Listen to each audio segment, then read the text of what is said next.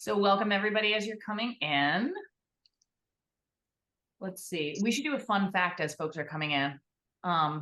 Ismail John, what's your favorite icebreaker to do like in this kind of situation where we're meeting people online? Oh, I have many to choose from, but I have working with students. I love to do what's in your wallet. Yes. But Okay, so everybody please put in the chat what's in your wallet. I will also do it. What is in your wallet?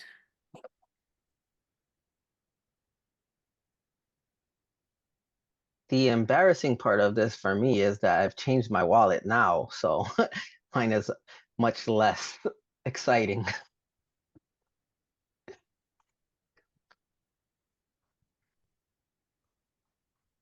Yeah, I actually started carrying my credit cards around in a binder clip and my money around in a binder clip, which looks so terrible, but is just so convenient. So convenient. And it's like thin, so you can like fit anywhere. I feel like Exactly. you gotta think. COVID card. Yes. Wow. Is Kathy, is the tooth fairy very demanding at your house?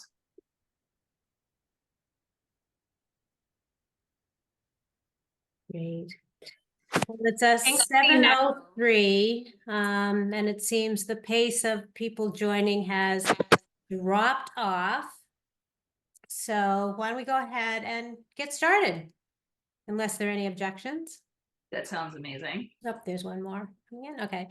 Well, thank you everyone for joining. This is great to see so many names and faces, some familiar, some new. Shout out to my friend Joy, you know why. My name is Paula McCree, and I'm past chair of the board of Yleana, and it's a pleasure really to kick off this event. As many of you know, the mission of the Yleana Leadership Foundation is to decrease the racial wealth gap by providing support and opportunities for low-income students so that they have better access and better resources to help them get into and also through college and into successful careers. Yleana is really an expert in all things college access and persistence as it relates to these students, because we realized early on it isn't just about getting into school that's important, but keeping the kids in school and then helping them finding jobs is equally important, given the circumstances that they're coming into these programs from, where they don't really have those role models and that support. And we are really on the forefront of understanding the impact that the changes in the process and decision-making related to the college application process have had and continue to have on these students. And we're always right out there with understanding where that might impact, whether it's on the application process, the persistence process, which is where some of the financial aid components come into play, and as well into finding jobs. And we were very outspoken, in fact, about the decision that was made to make testing optional as part of the college admissions process. And we're really pleased to see some of those changes being reversed. And while I'd never say we told you so, we did. So a few logistics before we get underway. The format of the panel is a panel, it's a discussion, and will be about 60 minutes of panel discussion talking about some of the important issues that we're working through. And then we'll have about 10 to 15 minutes of Q&A. During this discussion, please enter any questions that you have in the chat at the bottom of your screen, and we'll be reviewing that during the process. And some of them we may answer during the process, and those that we aren't, we will certainly try to answer those at the end of the session. So it is my pleasure to introduce Carmen Bryant, who is the Yleana Board Chair. She brings with her a background as an international speaker and strategic marketing leader to our team. And we're really pleased to have her leading the organization and leading the board. So Carmen, take it away. Thank you. Thanks, everyone. Thanks so much, Paula. I am really excited to be here. Paula shared already a bit about Yleana, but I also just wanted to share a bit with folks about my personal connection to the mission. And I think I speak for all of the board when I talk about our connection to the mission. I really connect with the kids that we serve. I myself was a first generation college student. I left Mississippi and went off to Cambridge. And I think college persistence was absolutely sort of like the theme, certainly of my freshman year. But to be able to reflect back and think about my own journey and to then consider how I can do even a teeny tiny like bit to help Yleana or other organizations like Yleana or the kids that we serve be successful in their journey to get into and through college is really, really like so important to me. And, you know, I've had conversations with Paula and Alyssa and our other board members about all of the things that have been going on with the SAT. I'm also a mom, so I have a son that's a freshman in high school. So some of this is just really good information and insight to me from that perspective as well. So I am really looking forward to this conversation. We have some amazing experts that are on the panel that I am excited to learn from. And I think that all of us are going to be able to learn from as well. So I'm going to start first by having our panelists tell us a little bit about themselves. I'm actually going to start with John, but John, I would love to hear a little bit from you about what's your current role. Tell me a little bit about the work that you do and how it intersects with our topic tonight. And also maybe how you came to be involved or be aware of Yleana. So your role, how you connect to the topic, and kind of how you connect with Yleana. So, hi everyone. My name is formerly Jonathan Chavez. I go by John. I'm actually the Director of Academic Advisement with the Kaplan Educational Foundation, a nonprofit in New York City that works with community college students that are seeking to apply to selective four-year colleges across the country. I've been in this work for a while, so I'm going to go through your questions in a different order slightly because my journey through this work has been since 2012 when I began working in East New York, Brooklyn with a college access program called Cypress Hills Local Development Corporation. In 2013, I met Alyssa and we've been connected ever since and has been a wonderful thought partner in the field. And you know, I've always been a great admirer of the work that happens here at Yleana because it's greatly needed, and especially for first generation students that are coming from communities with little and sometimes no resources. I am a non-traditional student by definition. I dropped out of high school actually about 3 times, dropped out of college, and then I returned to community college where I was fortunate to become a part of the Kaplan Educational Foundation myself.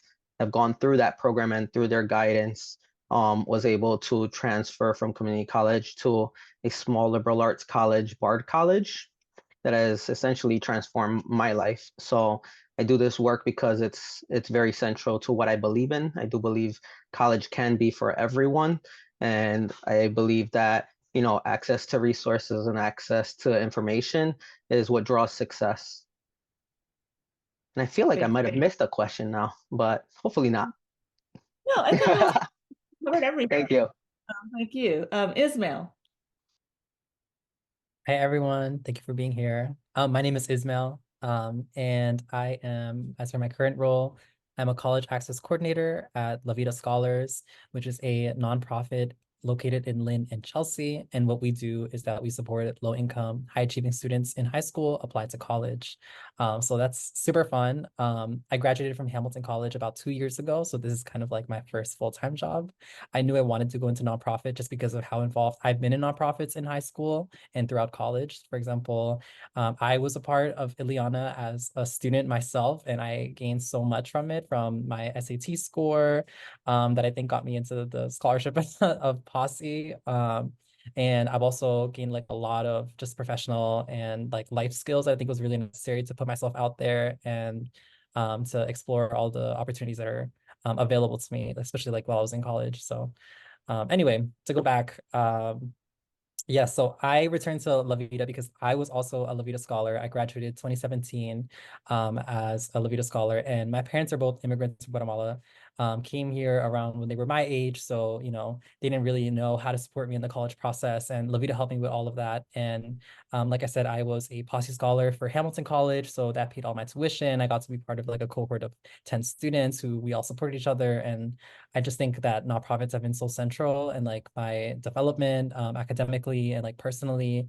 I really believe in like the mission statements of the nonprofits I've been in, that like supporting each other and community is so important, and also like providing resources. So I couldn't be happier to be back at La Vida, and I really value just like the work I do, and whenever I get to help a student work through like a barrier or obstacle that they're going through, I think it's always like such a like I feel very proud of that. Yeah, and just thank you so much for having me here.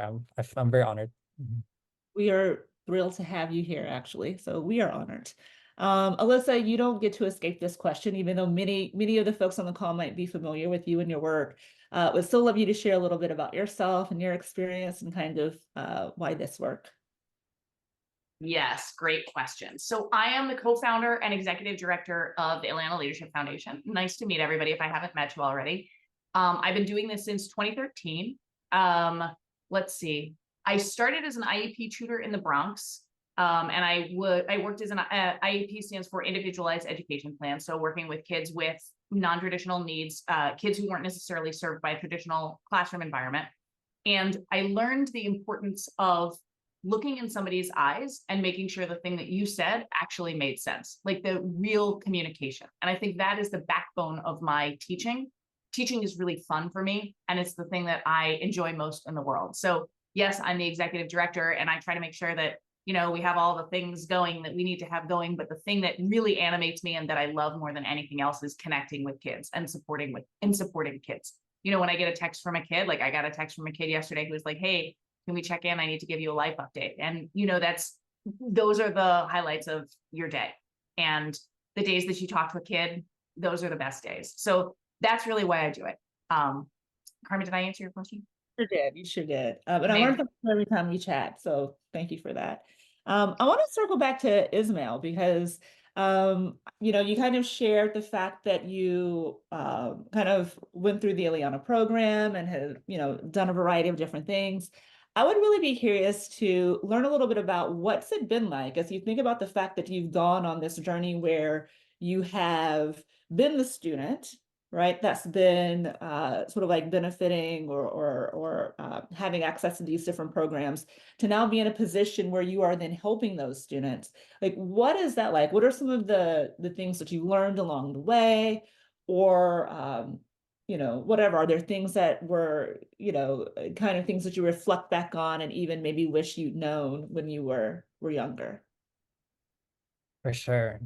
I think number one is just like the mindset that I was in when I was in high school. I see so many similarities, and like, for example, maybe some students like doubt themselves or don't really know what's actually possible for them. Like I see a lot of similarities there because like genuinely, like I did not know about the college process. I didn't think I was competitive for it. I always thought like there were students that were smarter, students that were like richer, just like have everything they need, seem to know everything. And like I was just like, this is not for me. Like I don't think I can like apply to these colleges, apply to these scholarships, and like genuinely think I could get them. I think just from like my background, I think it's always, especially with my family, just kind of like put your head down, just like work hard, and like hope for the best. But I think like La Vida and especially like Alyssa, like I would just like reach out to after Yleana, like with things that are going on, and like it felt so radical at the time of like they were advising me and like telling me like, yes, you can do this, here's how you can do it. It just felt so radical to me in terms of like I almost like didn't believe them. I was like, I don't know what you're talking about. But as I continued to work with them and started like leaning on my advisors and my mentors, like things started like falling into place for me. And like I'm so happy that I got to graduate from Hamilton College with like little to no debt. And now that I work with students, like I can see how like they for example, might stop responding to my messages because they're too afraid or overwhelmed with the process, or, you know, their families have some sort of like mindset for them that like, oh, please just go to college really close by, even though like they might be better fit to like a more competitive colleges.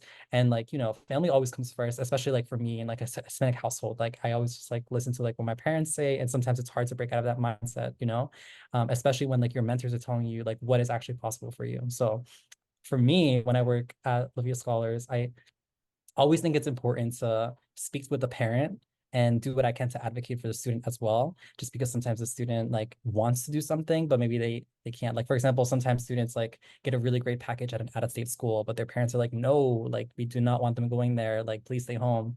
And then that's like where I step in and like I try to negotiate with the parent and you know talk about like the benefits for them and like how it's benefited me, you know.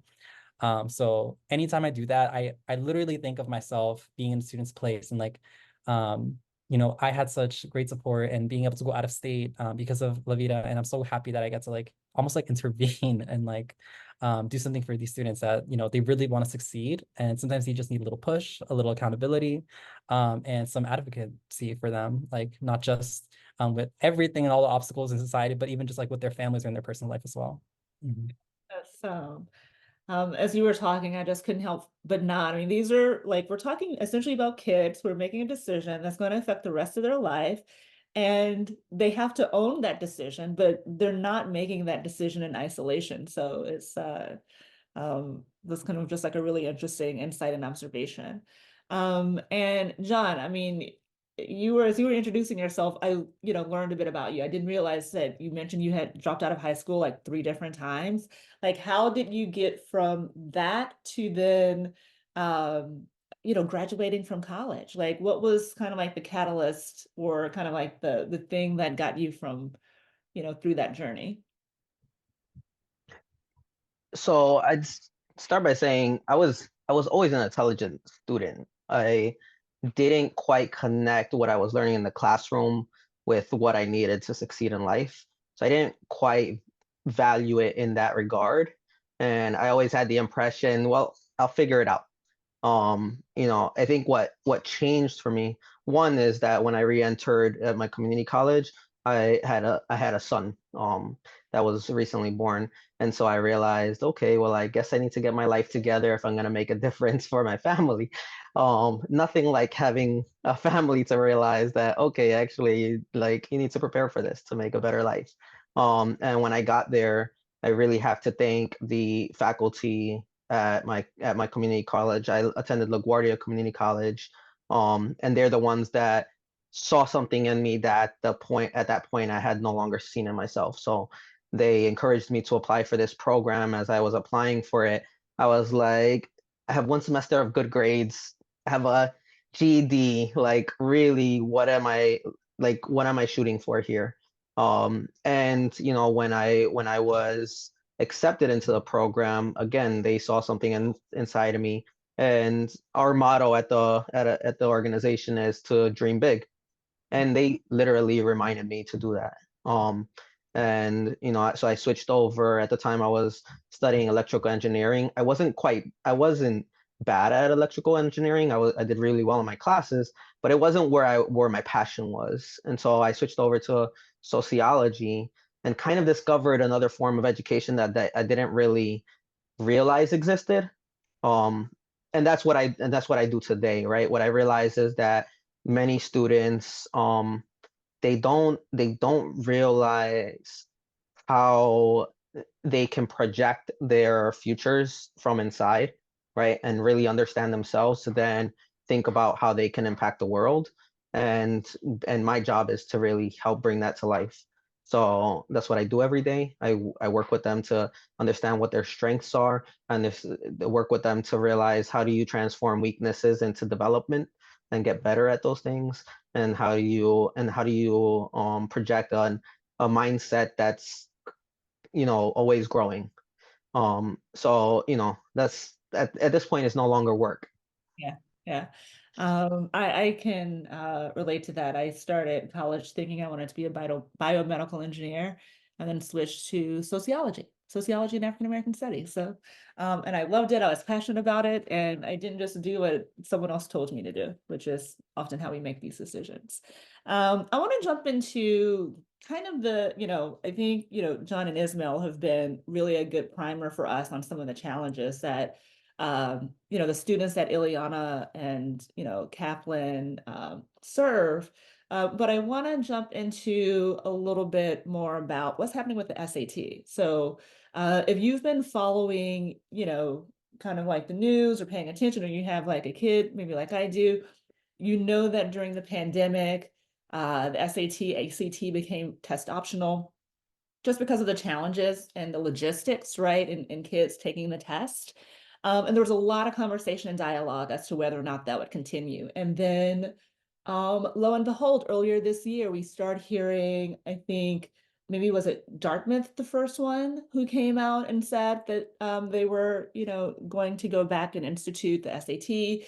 And then Yale and Brown did fast follows. And Alyssa, I'm gonna like pivot to you now a bit to talk a little bit more about like what's going on, like why is this happening? What has kind of been the scenario here with regard to the SAT, and why was it sort of, why do you think schools are now reinstating it as no longer optional? Great question. So the SAT is, when colleges are looking at students, there's two things they can look at, GPA and SAT. And for years, this was the metric, right? And GPA was 75%, SAT was 25%. And this was just kind of commonly accepted fact pre-pandemic. And there were some schools that were test optional, but not that many. They were the exception rather than the rule. And when the pandemic hit, I would say less than 10% of my students were actually able to take the SAT, despite showing up to the testing. Like they showed up to testing centers that were shuttered. They found out literally hours before that they weren't going to be able to take the test. They'd find out the night before they weren't going to be able to take the test. They'd get rebooked over and over and over again. And like my kids literally couldn't take the test. And that was the experience of most students in 2020. And I would say probably many students in 2021 also.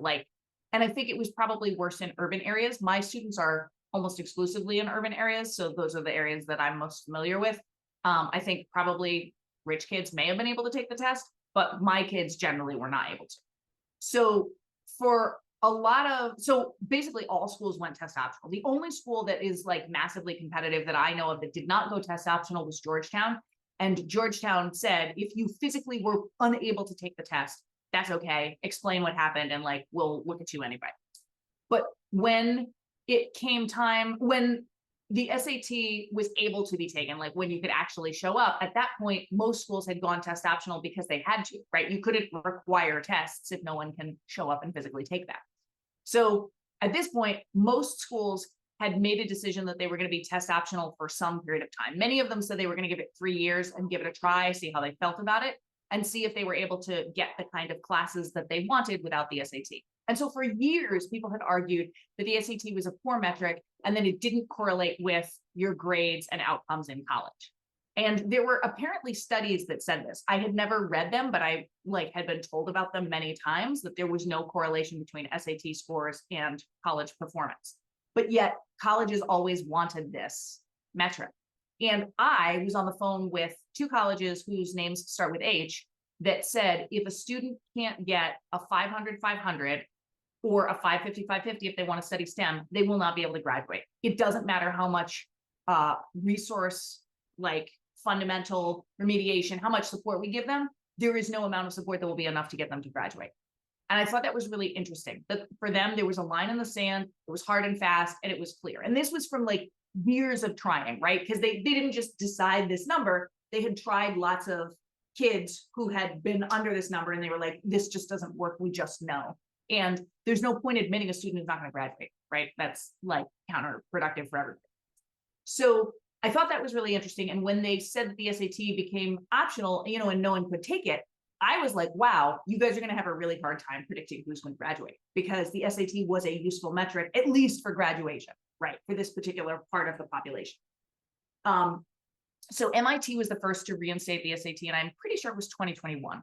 I thought that all the schools were going to reinstate the SAT after MIT, because I thought that MIT was going to be the first one, and then everybody else was like, I'm jumping on that wagon. That's a great idea. But they didn't. And when Dartmouth finally came out this year and reinstated the SAT, it was right after a big New York Times article that had come out called The Misguided War on the SAT.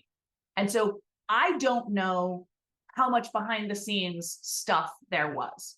A friend of mine who listened to the Daily Podcast, which is the New York Times podcast that came out right after the New York Times article, like to help break it down and I think make it more accessible for people who didn't want to read a really long article, because the podcast is inherently more accessible, said it really felt like the College Board was behind them and was like, ask this question. And the interviewer was like asking the softball question that allowed the College Board to say the thing that they wanted. And so I don't know. I, of course, don't listen to podcasts. I only read transcripts. So I can't tell you like what the tone sounded like or anything like that. Yeah, the friend that I told that to just rolled her eyes. She's like, of course you don't, Alyssa. Takes too long. So I don't know how much it was like a setup or a contrivance. What I can tell you is that there is straight up a correlation, a strong correlation between SAT performance and your ability to graduate and the score that the grades that you're going to get in college. And so this was a like well-documented, well-researched study. And like I said, there had been studies before that said that there was no correlation. I don't know what happened to those studies. Like, I don't know what happened between these two things, but I do know that the New York Times does its homework when they publish stuff, and that the study was pretty well documented. Like, I looked at it. I mean, I'm not a scientist, but it seemed credible. Seemed like some important people had been behind it. I was into it. And you know, you can read it yourself if you'd like. And so about a month after that, so we had this whole conversation about the SAT and whether or not it was useful. And so suddenly all of these things that people had been saying for years about how the SAT was not helpful came back into discussion. And so then about a month later, Dartmouth was like, hey, so we're going to bring back the SAT. And Dartmouth's argument was the same as MIT's argument 2 years before, which was we actually don't know how to recruit a diverse class without the SAT. Because here's what happens. If you are looking at students, so the New York Times did an article a couple days ago called How to Create a Diverse Class Without Affirmative Action. Because obviously we all know about the affirmative action decision, right? And diversity is still important at these schools. So they were like, okay, what are some things that we can do? And so they had 4 different models, and you can look at the models yourself and you can try different things, like the models are interactive. But basically the first model is if you just cut with SAT scores and GPA, the homogeneity of the class will be extremely high and it will be predominantly white and Asian. So if you want to make sure that your class is diverse, you have to also look at the schools. And first they just looked at race, then they looked at race and socioeconomic status. Then they added in the third factor of the schools and the quality of education that students were receiving. And that's actually the thing that they did that leveled the playing field more than anything.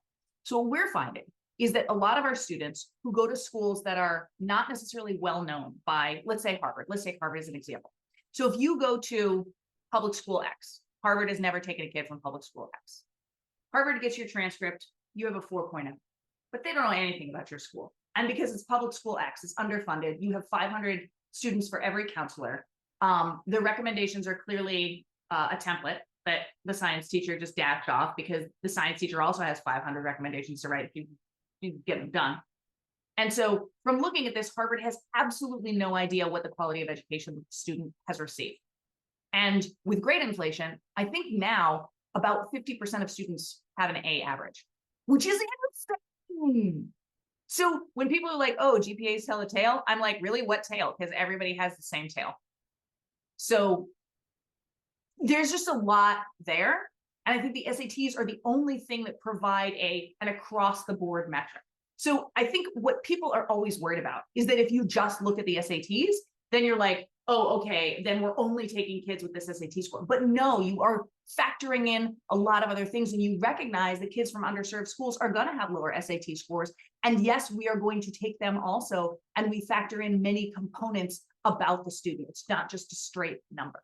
And so I think that is some of what people are scared of. It's reductionist, right? It's like like not enough context. And when you get to the meat of any problem, it's always that people don't fully understand the context. And especially with TikTok and sound bites and everything has to be short and fast and sexy. Like we just want to say it as fast as possible. And there's no room for nuance. But I think, you're trying to get a kid into a college and the kid's going to be there for 4 years and they have to graduate and persist. Like that's nuance. That's the definition of nuance. So anyway, I've said a lot of stuff.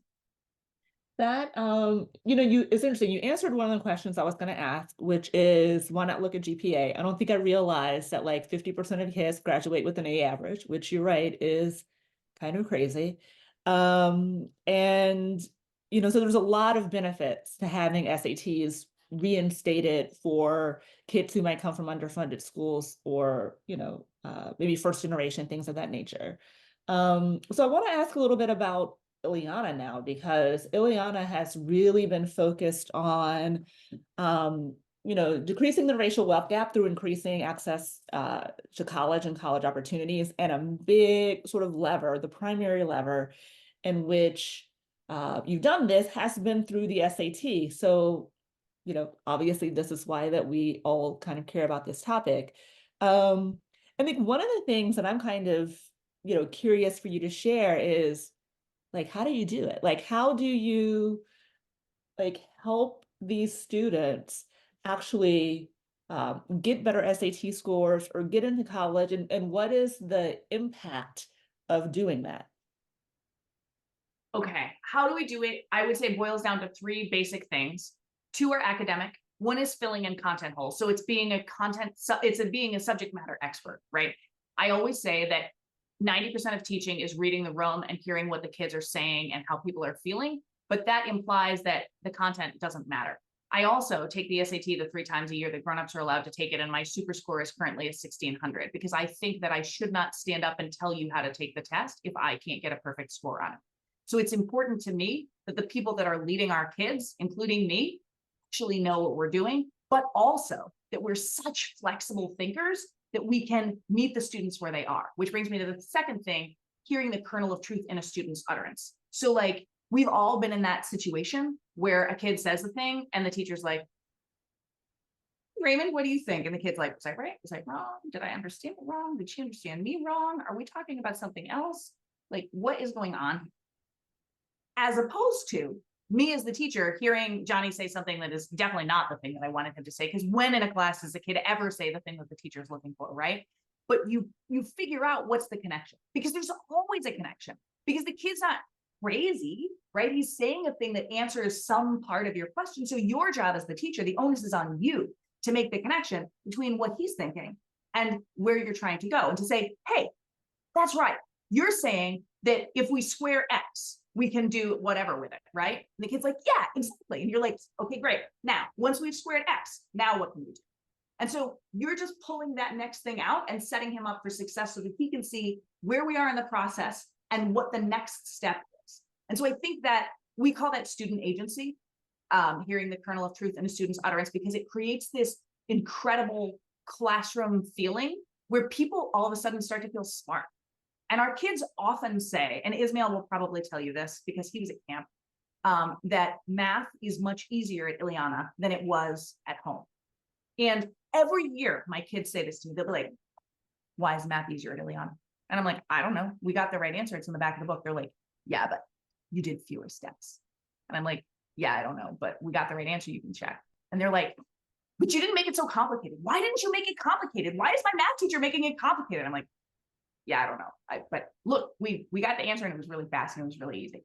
And it kind of feels like light and free, you know? And I think that feeling in the classroom, that it's light, it's free, it's agile, you're smart, you're like gaining knowledge, you're building on things you already know.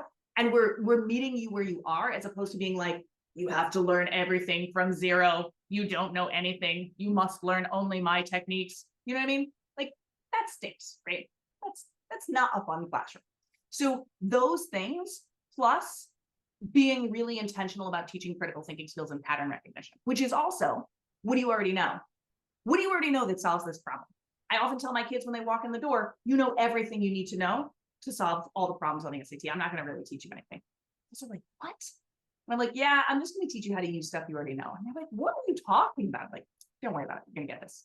And then over time, they start to feel really empowered because they are seeing that they actually do have the skills and qualities and talent that they need to go forward. And these are the kinds of things that we talk about when we're talking about over time, things that I can't necessarily measure on an assessment.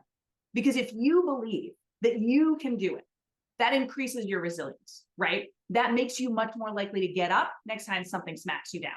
Because you're like, oh yeah, I can do this. And our kids will come back and tell us that. They'll be like, I felt more confident, I felt smarter. And think like feeling smarter, like what a small word to talk about such a big thing, right? Because when you feel smart, you're willing to try. And like, that's everything. So, I mean, it's like we do these like small things, but they add up to like a big thing. Yeah. And it's interesting because I connect that back to some things that John and Ismail were saying when John was talking about the motto being dream big, and Ismail was talking about, kind of how he felt like, maybe college wasn't for him. And the work that you're doing is really sort of like helping them to dream big and really making sure that they understand that college is for them. I want to ask John and Ismail something here too, which is like, obviously Alyssa is like very deep in this work, but I'm curious about the kids that you work with. Like, what are you hearing from them with regard to, their experience with the SAT, or how they're thinking about it, or any just kind of like insights that you can share about what that experience has been like, and maybe it's the experience of like navigating that even through the pandemic.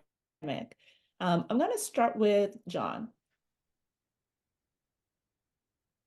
So to start, I'd say, given that I work with community college students, we don't normally have SAT requirements for those students.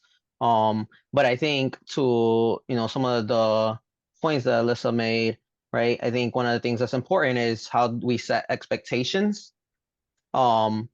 Right. And so when we're thinking of grades and we're thinking of what rigorous coursework looks like at one institution versus another, right? The SATs set a uniform expectation that you can use as a measuring stick across different students for measuring diversity, right? I think what we try to showcase to students is that this is what admissions is all about, right? Understanding a holistic process. And what's challenging about that for every student going through the admissions process is that they don't know what holistic means for themselves, right? And so there's things that they see as acceptable to display and things that are not relevant to an application. When I used to work in college access, I had a student that had he used to do parkour and had a channel on YouTube that had over 10,000 followers regularly, and told me about this after submitting all of his college applications, right? Because he didn't think that it would count as experience because it wasn't from an established organization or company, right? And so we work really hard to dispel kind of what works in a college application versus like, what do you bring to the table? And let's showcase that, right? And let's ensure that that you have a clear sense of who you are and what you provide and what you're looking for, and that you're thinking also about kind of what is the school going to provide to you, not just what you're going to gain from being admitted there. So I think in those ways, the SAT is a tool along with many other tools, right? Your resume that you're providing on your college application is a tool. Your essays are a tool. For students that may not perform well in an SAT, what are alternative tools that you'll be able to provide to still showcase your performance and your ability to succeed there? And I think those are important aspects to a successful college admissions process. That's a great example about the parkour, because there's probably some sophisticated students out there who would have known how to really leverage that one and exploit that. So so that's like phenomenal. Ismail, like anything that you're hearing from like the students that you work with? For sure. I mean, there are students who are not confident in their SAT score and like will not submit it. And, it's been great that schools have been test optional, but then there are students that want to apply to more competitive schools that like, are not test optional any longer. Or for example, students who want to go into nursing and then those schools require SAT scores. It's really disheartening that there's no programs out there like that, not as many programs out there as maybe Yleana that are just readily available to all students that can help prepare them for the SAT. Because for some students, they don't have a choice but to submit it. And then for other students as well, you know, I want them to take away from college prep, like maybe some of the skills that will allow them to succeed in college as well.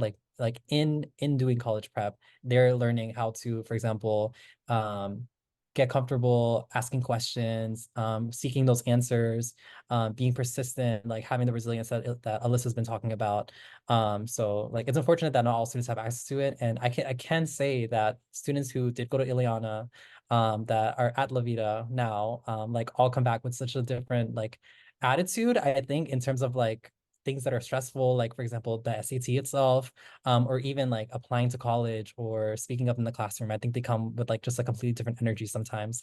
And I think like Ileana is such a great program because it really allows them to like not have to just like submit to authority and just listen, but actually like bring themselves and express themselves and like want to learn.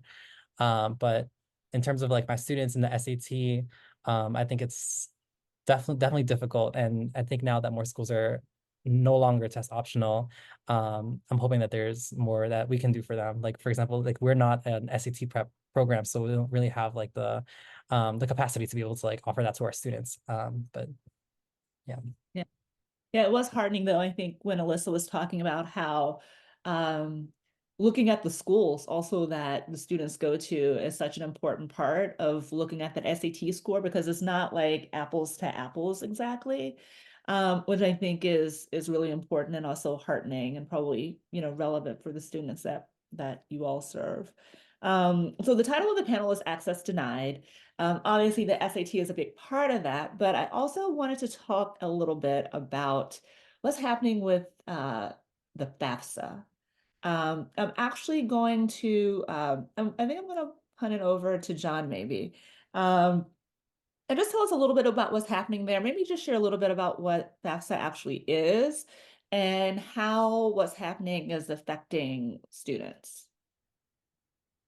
Before I touch on that, I want to connect a little bit also from the previous conversation, because I do think, similar with the FAFSA, I think there's an impression in on the college side of things that when a student graduates high school, they're somehow an expert in college, right? And so like when we're talking about these things like SAT and how to leverage your applications to really showcase who you are, those are things that need to be taught. And like Ismail mentioned, for organizations and for students that don't have access to resource or guidance on how to navigate that process, there is severe disadvantage.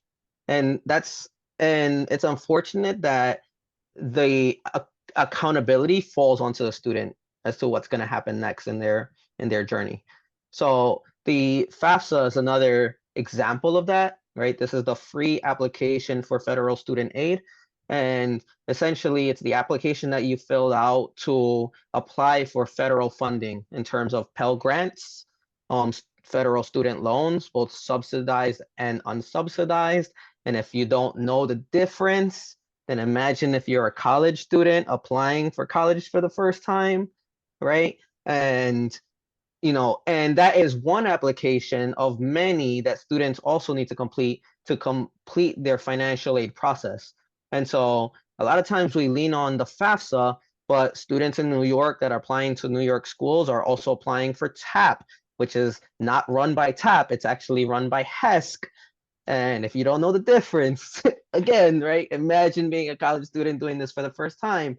There's also the CSS profile, which is run by College Board, which there are sometimes fees associated with this and things of that sort. And so all of these things lead to different components that create your financial aid package as a complete package. So what's changed for it is that this process has been overhauled.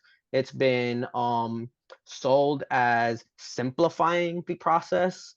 but many students that have applied for FAFSA are still waiting for their FAFSAs to be processed. And the word is that we will finally hear back in mid-March, and it is March 11th, and we have not heard yet, right? So what this has meant has been that there have been delays in what students when students will financial aid packages will be arriving. This ties to fee waivers for certain school applications. This also ties to what schools can provide in terms of estimates. And so many schools are still utilizing the CSS profile to at least give you an idea of what your financial aid package may be. But if your FAFSA information is dramatically different from your CSS profile information, then you can imagine if you were awarded a full package and all of a sudden your federal aid is saying actually you have a contribution that your family should provide, and now your package is going to look slightly different, and you may have to take out a loan, or you may have a gap in funding that you'll need to then pay for, and things of that sort. So it's a very messy process for students that are accountable to like tens of thousands of dollars and don't quite understand even how to open bank accounts, to then have to assess what they need to do to afford college in a few months. And I would And- imagine that, sorry, go ahead, Alyssa. I was just going to add one thing I want to also say. It's not just the kids applying to college. We have kids who are in college whose FAFSA got recalculated and they didn't know that there was an error. And so they were like, we have one kid at Yleana who was like, oh, I can't afford to go back to college because my aid went way down. And now all of a sudden I have to pay more money. And he didn't know that this was a mistake. And when I told him, he was like, oh, really? So actually that isn't how much I have to pay? He's like, well, it's too late. The deadline to register already passed. Yeah, I think I saw a question that was dropped into the chat as well. What do these changes mean for folks that are early decision, who maybe are trying to make a decision? And for folks, and I'm probably not the expert here, there are experts, but just to sort of like reframe it, you can also typically apply early decision to colleges. So if the standard time to get into college notification would be April 1st, you can apply early decision and kind of find out, I forget the time from, let's say December 1st, don't hold me to those dates.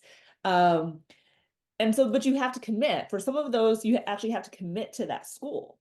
What about in those scenarios? Like how are these changes impacting those kids? I can speak a little bit about this. Sure. So we have students who have applied early decision. It's like a push that we've been trying to do at La Vida Scholars, particularly for undocumented students as well, because that's one of the only ways that they can get financial aid from private schools who have the funding to be able to pay for their college.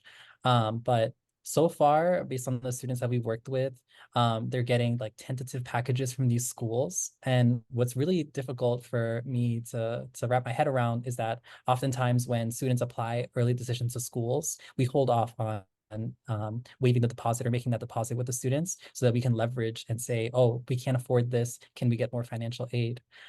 Before we make that deposit. But now that we're getting these tentative packages, we kind of have to accept whatever packages that are tentative. And so I'm like preparing myself, and like when the FAFSA actually gets processed and we actually know what the real package is, I'm hoping that they don't turn around and change what the tentative package would have been, because for many of our students, they're getting very generous packages, but they're tentative.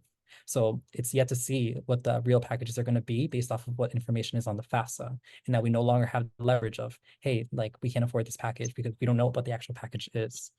But at least with La Vida, we're having our students apply to schools that we know are typically generous with financial aid. And we're not doing early decisions with schools that we don't know if they're actually going to give them aid. So we're very hopeful, and I just hope that the FAFSA gets figured out soon, because for students who did not apply early decision and they're applying early action or regular decision, like we don't know what their packages are, especially for the students who maybe only accepted to state schools. Like they told us that they are not going to have packages available until the summertime, and by that time, I mean, this is not like realistic. So and John, like chime in if I don't know if like this is the same in your case, but that's just like in my experience at the program. No, I just wanted to add to that two quick things. One is that it's also important to realize and to recognize that financial aid packages are estimates in themselves, and that student bills, once they are actually enrolled in schools, may look slightly different as well. So for instance, students may be required to take health insurance from the college if they're residing there. And those are typically not, those costs are not typically included in financial aid packages. So even though they may be fully packaged, but they may still have a bill for $1,500 to $3,000 once they're actually enrolling in the school. So tentative packages make that even more stressful for a student that may only have $3,000 to pay for that health insurance once that time comes. The second thing I was going to mention had been around now I'm forgetting my thought because this is a very complicated process. If it comes back to me, I'll raise it later. No, absolutely. Yeah, that's like crazy about finding out in the summer. I mean, how can you make a decision about where you're going to college when you have to assume financial accountability and responsibility for it and not know when we know for, the kids that we're all serving, not know what that financial burden might be? Like, how do you even make a decision, Alyssa? One thing I want to add in terms of just kind of making clearer the point that you just made, how can you make a decision without all the information? We had a student who was on medical leave a couple of years ago, and it took her 6 months to find out if she was going to be able to go back to school. And at one point I think it was the end of May, she said, I just have to know. She said, because I don't have a place to go back to, I'm going to have to find housing. She's like, I can't like go crash with my mom and live upstairs in her attic. She was like, I'm going to have to find housing or I'm going to be homeless. She said, and it's not going to take no time to find housing. I'm in Baltimore. It's going to take some time and I need to get the money saved up. I need to know how much. She's like, we have to know now if I'm going to move back in. And I just think that the people who are making decisions about this are not necessarily keeping students like ours in mind when they're thinking about making decisions about people's futures, about people's lives, and the amount of planning that has to go into it, especially when you're a first gen from historically underrepresented, from an underserved school. Like, all of these things make life a little more difficult, and time matters. I just remember the second piece that I was gonna say. The one silver lining that I will say to this process down the line is that oftentimes with financial aid, doing the application was not the end of the process. Many students, especially if you were a student that was low income, but also many students that are mid to high income were also liable to then follow up with verification. And verification would be another part of the process that if you were unaware or you didn't process that in time, you would show up to college and find out that you actually didn't have your financial aid because your financial aid was still pending. So the one silver lining I will say to that piece is that once these kinks are, navigated and troubleshooted and mitigated, that, that will ease or streamline that process a little bit better. And ideally, we won't have as many students showing up to class the first day and having their courses dropped, right? Or showing up and then having to rush through their first day of school to kind of figure out how do they stay in school. And so I just did want to add that piece so it's not totally doomsday. Like, kids who are trying might be first generation and they don't have anyone else who can, certainly not in their family, to help them navigate this. Before I go to my sort of next question, Ismail, I think you had something to share. Yes, for sure. I also just wanted to talk about like applying to the FAFSA. So for example, students who have parents who are undocumented or they're undocumented themselves, like, is another barrier for sure that students are struggling with and that we're struggling with to help. I personally have a student who has parents who are undocumented. So the student themselves can apply to the FAFSA and be eligible for federal aid, federal loans. But their parents have to create an account in order for them to submit their FAFSA. And we've been having trouble even connecting with their offices in order to, for example, create their account. And so, I personally have worked with a student in this case, and we called the FAFSA. It must have been like 3 p.m. Their hours are pretty flexible, I would say, but we called, we were on hold for an hour, at least for an hour. And then suddenly the call went, oh, sorry, no one can help you at this time. Immediately hangs up, no voicemail. So I couldn't do anything. I was like, I'm so sorry to have wasted your time. I emailed them immediately after, whatever the email for the FAFSA was, asking them, like what happened. I was on call for such a long time. Like, how can I, help this parent make their account so that their student can apply for financial aid? They got back to me after a week or so, and they told me that, oh, like, we're very busy right now. It's hard to get to all the calls. We suggest that you call at 8 a.m. right when we open, and you're most likely going to get someone to connect with you. So I was like, okay. Well, the parent works Monday through Friday, the only time that they're, open. And so I called the parent. I said, the only way to verify your identity to make this account is for us to call on at 8 a.m. someday. So you let me know when you're available. They had to call off of work that day. We called at 8 a.m. on hold for another hour. Same thing happened. And so we've just been unable to even apply for the FAFSA as well. And it's just been another barrier. And as for students who themselves are undocumented, I'm really grateful that the MAFSA just came out in Massachusetts, where students are eligible for state aid, similar to the FAFSA, but even that has been a struggle to apply to as well. Jonathan, I saw your comment in the chat, because as Ismail was talking, I was thinking about how comfortable would you be, right? Going on, I mean, there's already a lack of awareness, I think, about just the process, but to have trust in the process that you can do this and show up in this way and not be at risk, I think is another leap of faith that we're asking these kids to take. I don't know. I'm learning a lot. I'm always learning a lot, even though I get to have these conversations on a regular basis. But one of the things that I was just sort of listening to all the information, it's just apparent how much these kids have to navigate. We were just talking a little bit about it. If there's no one there to really counsel them within their family or maybe potentially their peer group. They're being called upon to do all of these various things, which, can we really anticipate that a 17-year-old can navigate on their own? How do we help? And I guess I'm curious now to hear from all of you around how, what can we do now? What are the things that are helping to bridge the gap, that are making this better? How do we navigate this? And I guess I'm gonna start with you, Alyssa, to hear a little bit about when you just think about college access in general, all of the things that are going on, how do we navigate this? How do we bridge the gap? With the money stuff, I mean, there's nothing we can do except wait. And I think for our kids, the money stuff is really the most important part, because many of my kids will make their decisions about where to go based on where they get the best financial aid package. So absent that information, I don't know what to do.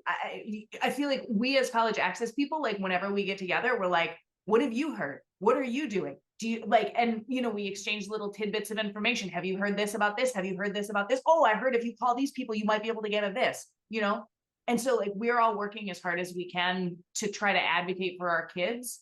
But we're just kind of hoping that they do the thing that they said they're going to do. But when John was like, yeah, they said mid-March, I was like, March 11th. Okay. No, that's insane. And I mean, any college access person you talk to will say the same thing. We all, Vicky's on here too. I'm sure she feels I'm sure we all feel the same way. We just roll our eyes and we're like, okay, Vicky, agree? John, Ismail, any thoughts there on and maybe even less about just purely the money, but just in general with first generation kids who are thinking about access to college, what are some of the interventions that Yleana or organizations like Yleana and John Ismail, Kaplan and say it again for me, Ismail. How do you say it? La Vida Scholars. I'll take the initiative. Vida. Vida. Mhm. Yeah, what are some of the ways, whether it's thinking about like the SAT or financial aid or just instilling confidence, like what are some of the interventions that your organizations are undertaking? Ismail, yeah. And I'd love to start because this is actually something that like really animates me like when I'm working at La Vida. So, you know, oftentimes we're giving students information, we're telling them, you know, this is how you apply to college, this is the application you have to fill out. And then, you know, sometimes we go to info sessions at schools and they say, okay, this is how amazing our college is. And, you know, we have so much money and so many opportunities. But the part that's missing is actually the engagement from the students and like how like are we doing our part to make sure that like they feel like they're a part of this and that they have agency in their decisions on where they want to go and like what they want to do.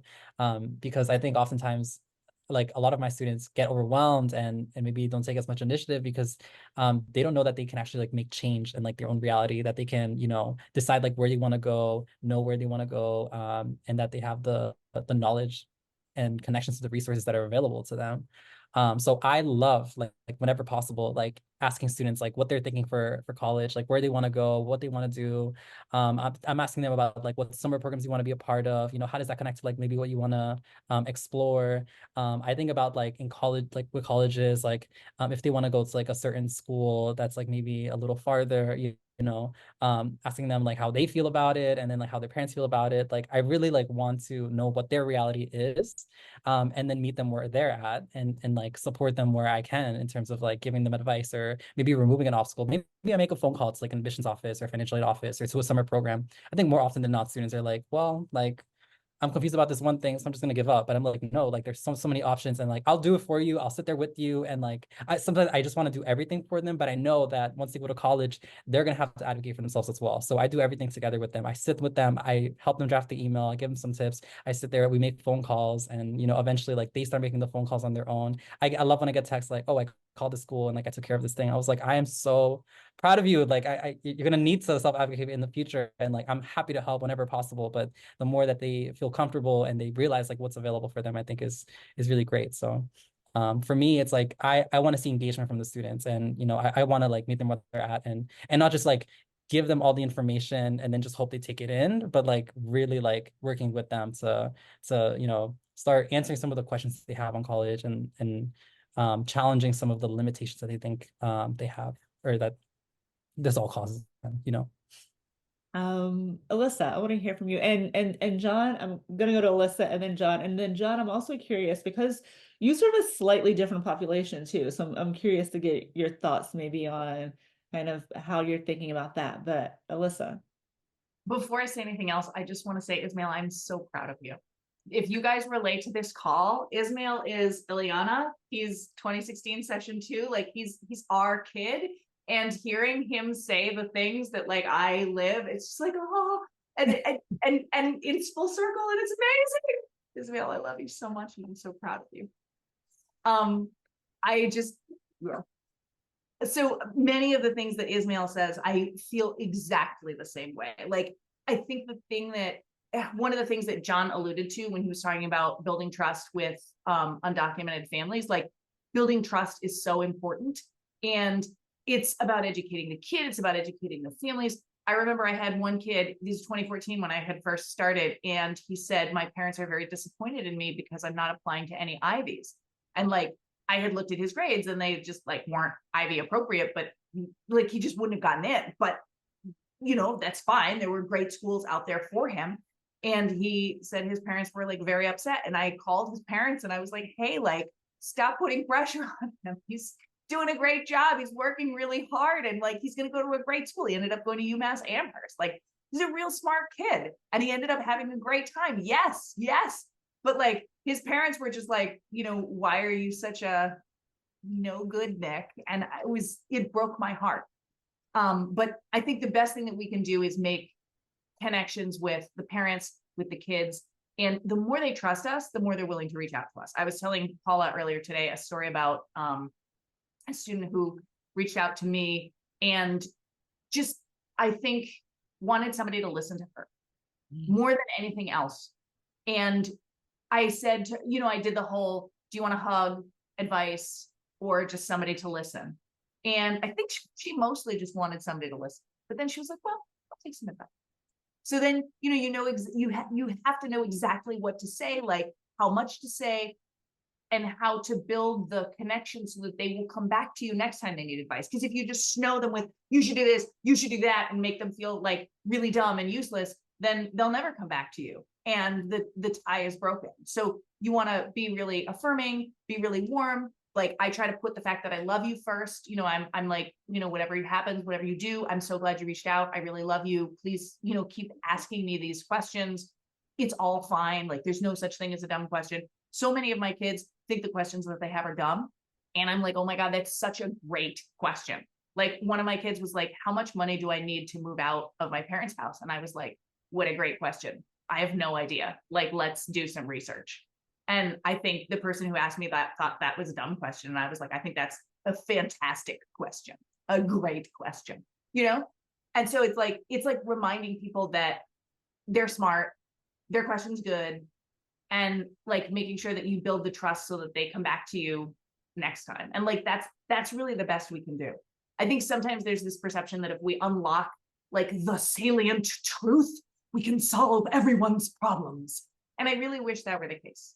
Unfortunately, it is not. It's just about, being there. It's like having a friend, it's like a long-term relationship, and you're always there, and let me know what you need, and I love you, and how can I help today? But the connection is the most important part. So I would say that, and then everything comes from that, and trust and love, and them knowing that you love them more than anything else, and that the fact that you love them is like number one.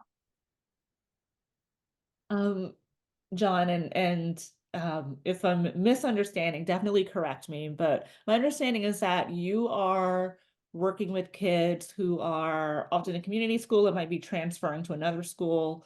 And so I would imagine, and I could be wrong, that, the conversations could be different, or maybe they are very much the same, but like when you think about your students, like how are you helping them navigate this? And what are some of the interventions that sort of like you're thinking about or putting in place to address this? Yeah, it's a great question. I'm gonna start by there's three things I think that we all on this call can be doing. First, for parents, right? I would say, just as a reminder, this is a very lonely process for a student. There is a lot of support out there, but this is for many students, the first time they need to make a big decision that will impact their life. And the pressure of that decision is great. And I know for many of my parents and myself, even as a college person, like it can be frustrating, right? And especially if you have no familiarity with this process and you got to learn it alongside with your student, with your child, with your family member that is got these supports, it can be like, hey, like you got it, I'm here if you need advice. But I can't stress the importance of asking questions, of giving that feedback. Sometimes you're gonna disagree with with your student, you're gonna disagree with their counselor and things of that sort, and like that's okay too, right? Like this is how we go around making decisions. But like I tell my students all the time, right? If the billionaires in this world don't work by themselves, right? Because no company is one person, then I don't think any of these decisions should be made by one person, right? Like you have a community, you should leverage it. So I just want to put that out there. Like you are a piece of that community, and like, engage in the process. I think it goes beyond what students will really appreciate, having your support and being able to have a soundboard. The second thing I think everyone kind of reiterated, so I won't totally reiterate, but I will say that like for community college students, it's a lot of very similar things, right? Because at the end of the day, the college process is about self-discovery, right? We're helping students kind of like be the driver of their own journey. And sometimes they don't really know what that means and who they are, and allowing them to like make decisions and make mistakes, and being there to pick them up when they need it's immensely important, right? I think the third thing that all of us, and part of the reason you're probably on this call, right, is like support the nonprofits, right? Support the programs and organizations. I am very proud to say I'm a living testament of what the power of that work is. Ismail, a product of what that work is, right? And it's different than supporting higher education institutions. They, like, all of us have our places and play a role in students' development and their success and things that sort. But organizations like this really understand what that journey requires and what students' journeys look like throughout that process, right? And it's incredibly important to support them. Not for nothing, but a lot of government funding and the funding that's out there that's available is aiming at the institutions and not at the nonprofits. So, it leaves a big gap that needs to be, but I think to answer your question, right, in terms of self-discovery, what we're doing, I think the ways that we get there is kind of, one, helping students understand like what the college landscape looks like, right? You go from a high school that's like one building to a campus that is like tons of buildings with each department only doing their thing, and if you're there for something else, they're sending you away, right? And that in itself is very frustrating for any of you that have gone through to the DMV as an example, right? So helping students really understand what these different offices are and what they do is an important part of our work. Helping students understand how to build a narrative and showcase your strengths and the things that I've mentioned earlier is an incredible part of that process. Helping students understand like the tools at their disposal, right? And how to really like leverage those things, and to understand like a college like Hamilton can be equally as important and great as a college like Harvard, right? And that the part of the journey is really around kind of like what you're leveraging once you get there, but also understanding that, like, I guess because some of my parents will be like, well, if they're the same, why not just not just go to this CUNY school, right? And things that sort. But so like understanding like the difference in resources that can be available on campuses and how that can alter your outcome and present new opportunities that you didn't know were available, So I think understanding that part of that journey becomes a really important part of our work, because students only know what's been in front of them, right? They don't understand necessarily what they haven't been exposed to. Yeah, I I'm here. cannot underscore enough what John just said. Oh my God, yes. Especially like, because they'll all be like, oh, well, then why don't I just go to the cheapest option?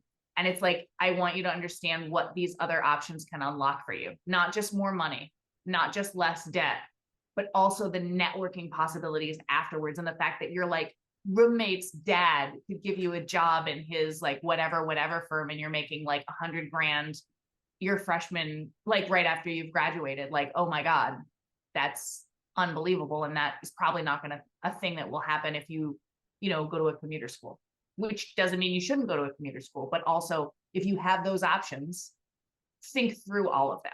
And I think that's the hard part, is right, helping kids think through all the things that, like John said, they don't necessarily know the boundaries of. Like they know kind of a shadow of it, or they know like what they saw on TikTok or what somebody said to them, but it's not necessarily, we have numbers in our heads behind these things, and we have like lived experience and students who've done this stuff.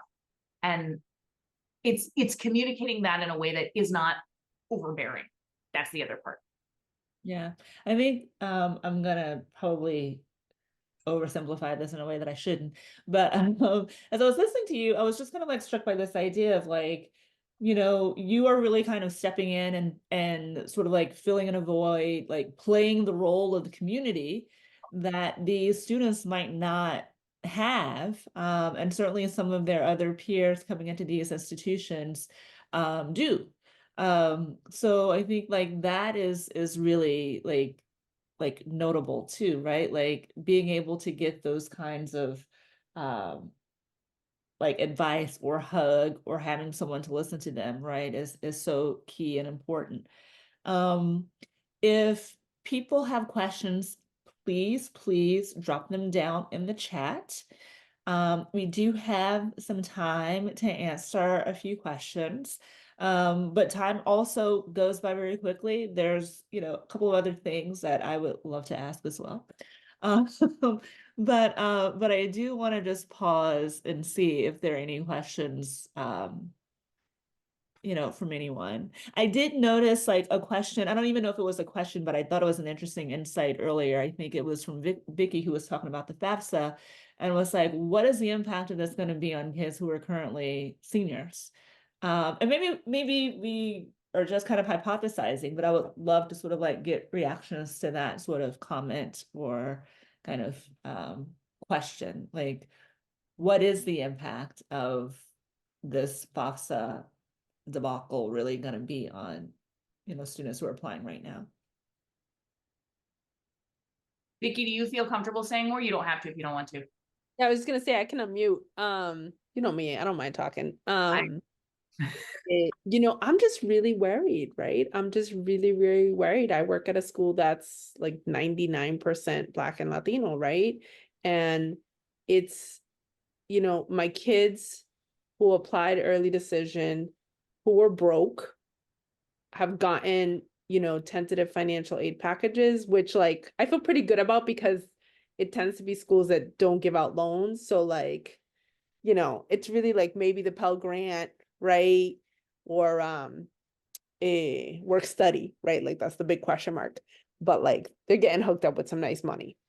My issue is, with everything that happened with the Supreme Court ruling this summer, and kids can check the box, but colleges can't see. My name is Maria Victoria Rivera. I think you could probably figure out what my background is from that name. So, there's kids like that, but then there's kids that have names that you can't really tell, right? And they're not supposed to be using, race-based admissions or race as an admissions, criteria. And so it's like, what's going to happen? The FAFSA is super late. These schools keep extending it because the government still hasn't given, kids their SAIs, not EFCs anymore. It's just all up in the air. And, Ismael, I'm a Linner too. So it's like, there's kids from our community who like, the families don't want them to go far away. They're not getting the financial aid. Like some of the schools, I started to put a comment that I didn't send it. Like some of the schools locally in Massachusetts have started to extend the deadline to June 1st for matriculation, but that's just making it even messier, right? Because it's like, okay, you're extending it because the kids don't have the financial aid packages, but then the more we wait, the more these kids and their families are going to be perhaps more hesitant to let their kids go away, right? And yet the super selective schools, they're not going to go to June 1st.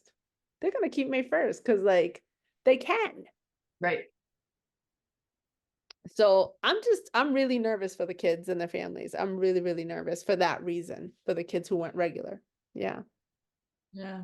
Can I respond to that? Can I react to that a little bit? Sure. Just because I know that struggle so well. I think one of the things for the families, at least when you're dealing with kind of like families that are not going to want to go away and things that sort, I always started with the approach that like with a family, like you want your students to do the best that they can for what? For opportunity, right? And even for students, like, why do you work so hard? Why do you go to get 90s? Why do you go to get A's and things that sort? Like, what are you working towards, right? It's for opportunities. So you have this opportunity here, right? The reality is that, these schools, at one point, your kid is gonna leave home. So when that happens, they're either gonna do it in their first apartment by themselves or with a roommate, or they're going to go onto a campus that has thousands of employees that are professionally like there to watch the safety of your child.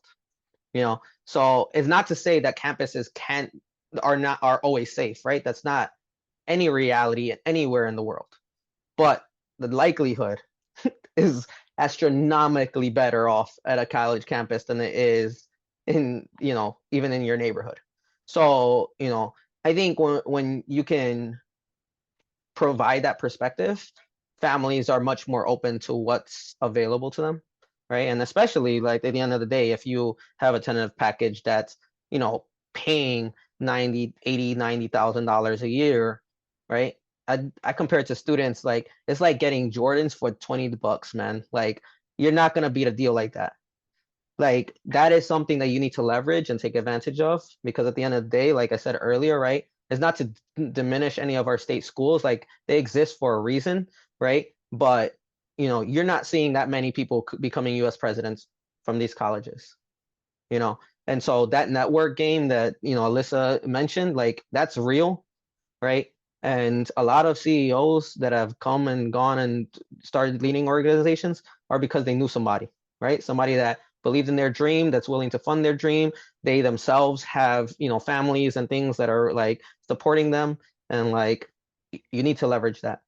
So I think, in those tones, for our state schools, it isn't going to make much of a difference, right? Like our state schools typically are not giving much scholarship, and when those scholarships do happen, it's through merit, right? It's based off of your grades, off of your SATs.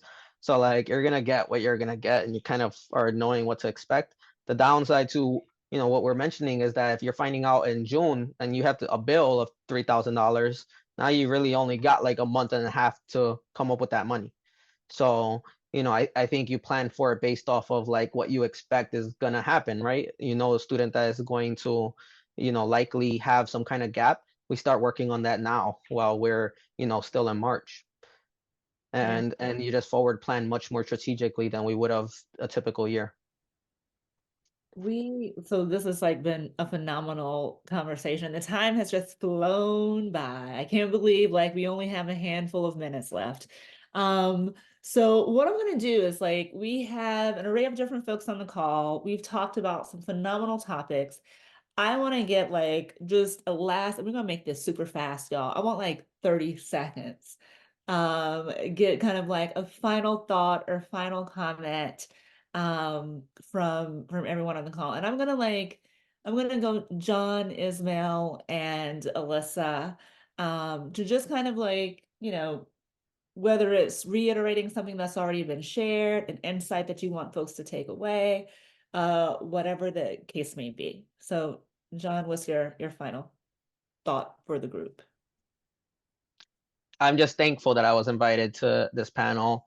I'm thankful for everyone that is here listening to what we have to say and everything, because it matters, right? I mean, for all the opportunities that are available through education, right? There's still a lot of barriers that exist today, and and it's important that we're aware of that so that we can address it and continue to create more access, continue to create more success. Because I think I mean, you read the stories, right, of people that have gone through non-traditional paths and changed the world, right? And so like that matters. And so thank y'all for letting me be here today. Thank you so much for coming, and sharing all that you know with us as well. Ismail, your final thought. Yes, definitely want to reiterate, like, thank you for having me. I'm very honored to be here. And thank you for everyone listening as well. Like, I know how powerful connections can be, and just like the more awareness there's about like these issues and like what students are going through, like I'm happy I get to talk about it, because I feel like sometimes like I'm always like working on the ground and like don't get a chance to talk to others so much about it, or like get like what's going on actually with our students. But yeah, like anything that can be done, any help that can be given, I think is really, really powerful and impactful. Like Alyssa talked about how, talking to other college access people who like know like insider things that like isn't like online or anything, like advice. That's such a big one. And like I went to a conference for like colleges and admissions officers and CBOs, and I recently went to a college fair, and like every single time that I go, it's like information that I've never heard of that is so helpful for our students. Like it's very real. Like if you know someone who knows someone, that's That's super helpful. Like even like, and I'll just say this like one last thing is, there was a college that I walked up to during a fair this past weekend who was saying that like they're giving estimated packages to students if they like reach out to admissions in private, and then like they can like look at their tax return and then sort of like see if they can like estimate like how much they can give them, so that students like at least have an idea, especially low-income students, of like how much they're going to be given in aid. But anyway, connections are really important. Any resources are super important, and I'm so happy that we got to talk about it today. Thank you so much. Alyssa, your final thought. I want to thank John and Ismail for being here. I also want to thank Vicky for jumping in.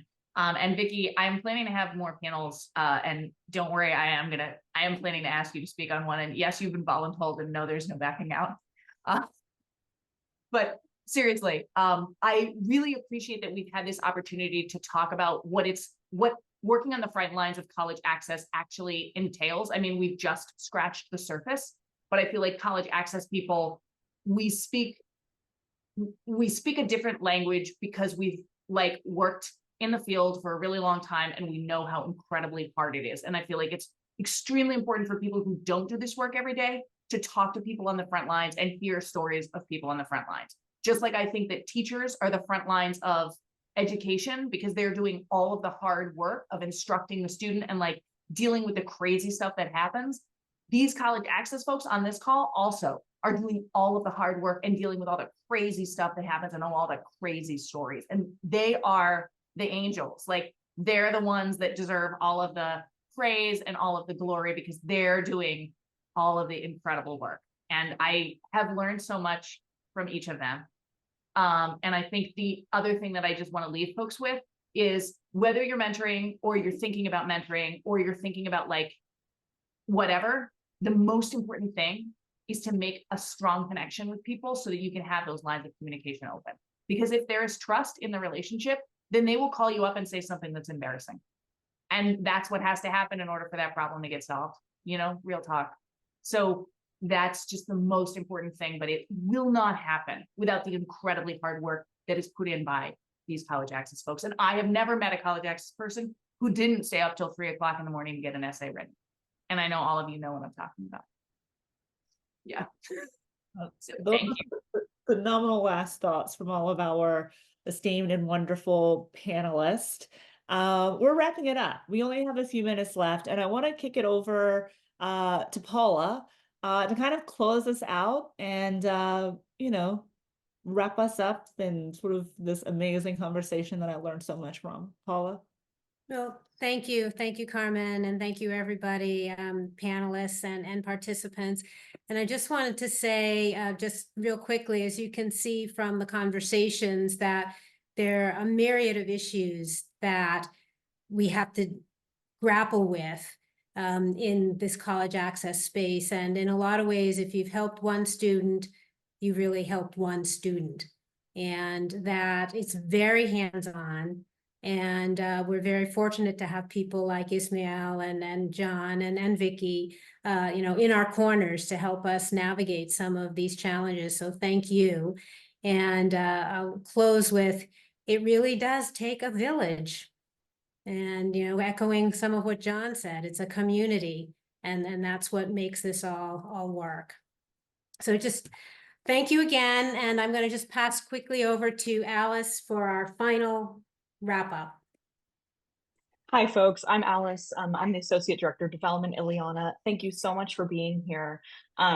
I, like Carmen, get to hear about this stuff a lot, and I'm still always surprised, impressed, interested, and, you know, ultimately concerned with the state of higher education.